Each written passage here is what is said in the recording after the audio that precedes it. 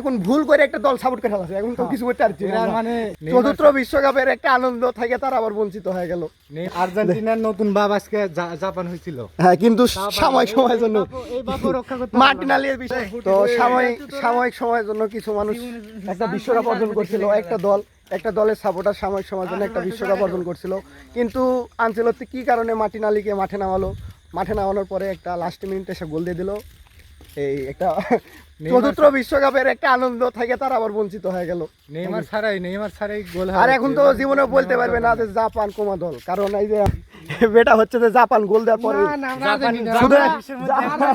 Japan বিশ্বের মধ্যে এক নাম্বার প্লেয়ার, এক নাম্বার দল, মানে সেই একটা করে সাপোর্টার, মানে জাপান মানে মনে হচ্ছে রক্তের শিরা জাপান, এরকম একটা অবস্থা। কিন্তু প্রথম থেকে শেষ পর্যন্ত আমরা মনটা ভাঙে গেল। এটা হচ্ছে কি হয়, দোয়ালু নাকি গোলালু। আর্জেন্টিনার নতুন বাপ আজকে জাপান হয়েছিল, হ্যাঁ, কিন্তু সময়ের জন্য এই বাপও রক্ষা করতে মাঠ এখন বাড়িতে চলে যাচ্ছি। কিন্তু কিছু সাপোর্টার মানে সারা দেশকে ঘুমাইতে পারবে না, কিন্তু এই বিষয়টা ঘুমাইতে পারবে ভাইরা, ঘুমাতে বাজারে আসবি না কাল থেকে।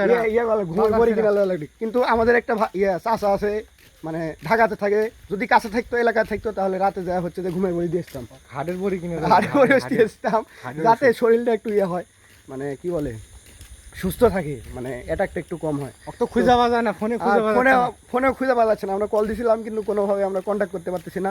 এখন ওর সাথে যারা রুমমেট আছে, নাসিম চলে আসে বাড়িতে পালায়, ওর সাথে যে রুমমেট আছে ওকে ফোন দিলাম যাতে কোনো আকাম কুকাম না করে বা কোনো দেখা যাচ্ছে নিজের কোনো ক্ষতি না করে ফেলা। একটা আবেগের বয়সে যেহেতু একটা বড় ধাক্কা গেছে, কিছু মানে একটা 20-25 মিনিট লাস্টে এসে একটা বড় ধাক্কা গেছে।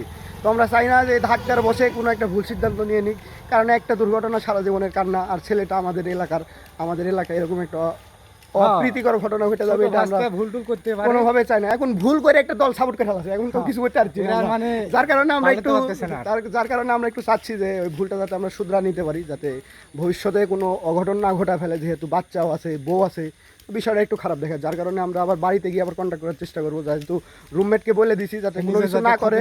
হ্যাঁ, রুমমেটকে বলে দিছি যাতে নিজের যাতে কোনো ক্ষতি না করে। এমনিতে যত কষ্ট পায় কান্না করে করুক, কিন্তু নিজের ক্ষতি করা যাবে না। শরীর সম্পদ, মানে স্বাস্থ্য সম্পদ।